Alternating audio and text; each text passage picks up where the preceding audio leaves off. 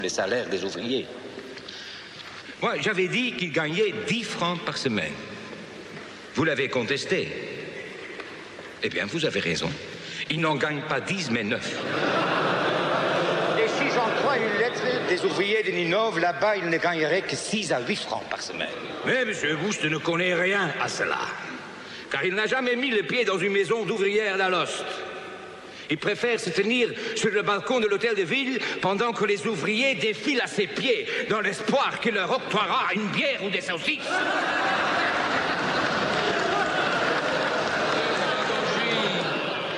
Permettez-moi pour terminer de vous raconter ceci. Vendredi matin, j'étais sur les bords de la Dendre lorsque je vis venir à moi une femme. Elle me demanda l'aumône. Son mari était sans travail. Elle avait 4 enfants, dont une fillette, 14 ans, l'aînée. Celle-ci avait enfin trouvé du travail dans une filature de lin où elle devait travailler mal nourrie depuis 6 heures du matin jusqu'à 7h30 du soir, dans une atmosphère malsaine, les pieds dans l'eau tiède. Eh bien,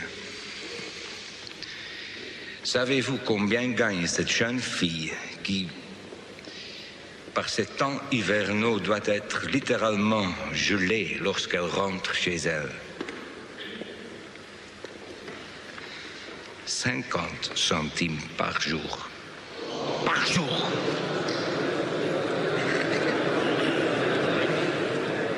Eh bien, je vous demande, monsieur, quand à 20 ans, cette jeune fille, permettez-moi l'expression, sera crevée par le travail, quand à son tour, elle sera mère de famille, ne maudira-t-elle pas son sort? Ne maudira-t-elle pas la société et cette civilisation dont nous sommes si fiers?